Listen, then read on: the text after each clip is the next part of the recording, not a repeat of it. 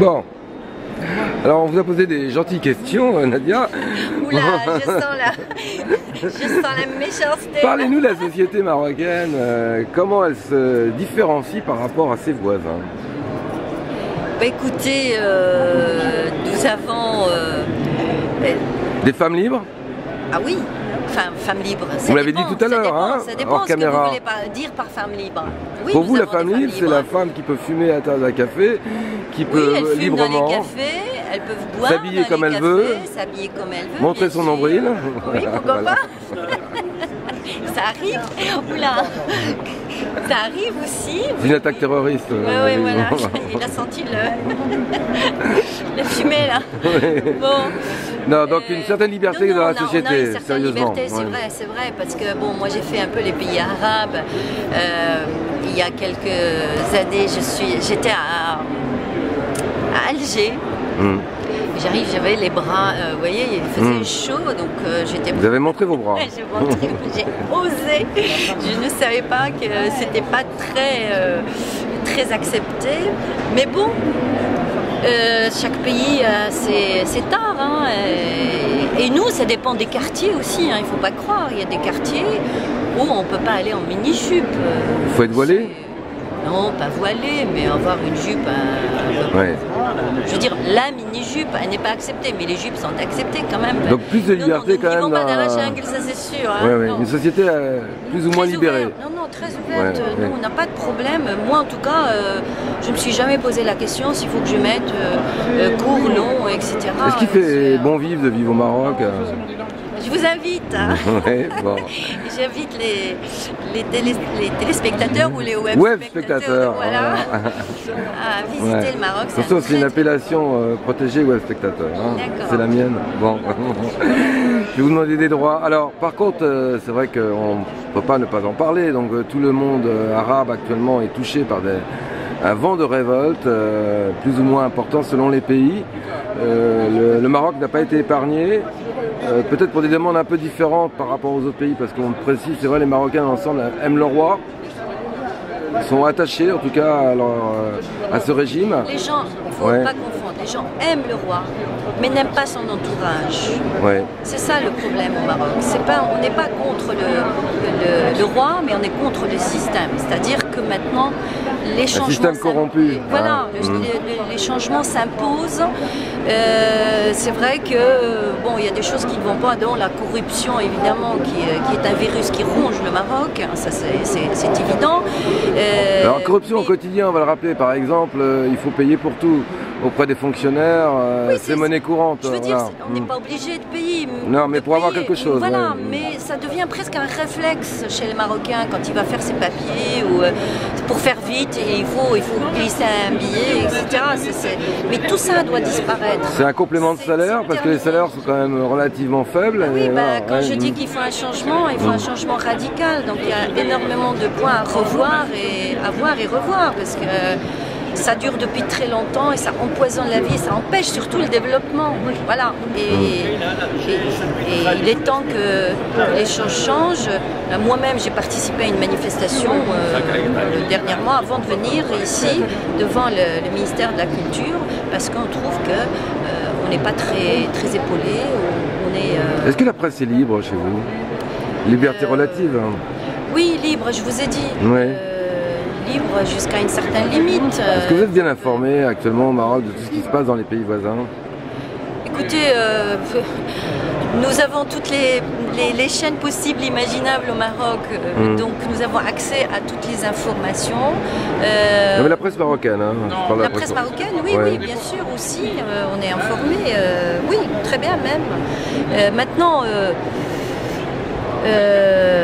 les gens vont surtout, enfin en tout cas les gens que je connais moi, mon entourage, etc., vont surtout sur les chaînes étrangères et donc on sait qu'on a toutes les infos qu'on recherche. Voilà, et puis nous, on nous a pas coupé Facebook, on nous a pas coupé Internet, on nous a pas coupé... Je veux dire, le Maroc est à part, c'est vrai. Une liberté incontestable, hein, ça c'est clair. Mais bon, il y a des efforts à faire. Vous pensez que le régime actuel va tenir quand même au Maroc ou pas? Oui, mais il n'y a pas pas de raison. Il n'y a pas de raison, je vous dis, on n'est pas... Personne n'est contre le roi. Le roi est aimé, mais maintenant... Il a annoncé des profonds changements dans la Constitution. Oui, vous y croyez? Oui. Écoutez, on verra d'ici le mois de juin. Ouais. On verra.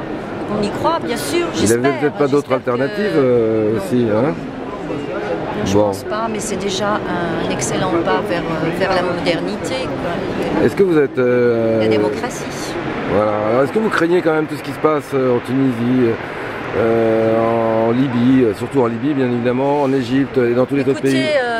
J'en ai parlé, j'en parle avec des amis. Je me dis, quand je dis ça, tout le monde ouvre les yeux grands. Je dis il y a tous les ingrédients pour une troisième guerre mondiale. Vous le voyez comme ça? Oui, il y a des dessous que les gens ne comprennent pas trop parce qu'il y a trop d'intérêts, il y a trop de... Il y a beaucoup d'intérêts. De croisements, beaucoup d'enchevêtrements, beaucoup... c'est beaucoup plus profond, beaucoup plus compliqué qu'on le voit, qu'on nous présente les choses.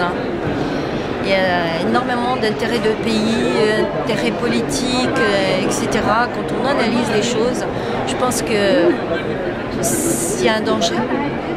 Est-ce que vous pensez que c'est légitime qu'un pays comme la France, l'Occident, intervienne en ingérence plutôt dans un pays arabe, comme ça se passe aujourd'hui en Libye? Écoutez, il fallait intervenir d'une manière ou d'une autre, parce qu'il ne fallait pas laisser quand même un fou comme ça détruire son peuple. Un président est là pour protéger son peuple et non pas pour le détruire. Alors, maintenant le moyen, est-ce qu'il fallait donner des armes aux Libyens? Est-ce qu'il fallait intervenir? Pardon? C'était le cas, les Égyptiens donnaient des armes. Oui, les Égyptiens donnaient des armes, mais les gens, vous savez, le peuple, il n'est pas entraîné, c'est pas des guerriers, c'est pas des militaires, c'est pas... Comment peut-on assurer leur défense? C'est ça. Donc, je sais pas. Moi, en tout cas, pour moi, il fallait intervenir, il fallait arrêter, quoi. Il fallait l'arrêter. Quand des gens du peuple, par exemple en Palestine, on a vu des images, disent oui, c'est bien, mais ce ne sont pas aux infidèles de s'occuper de ça.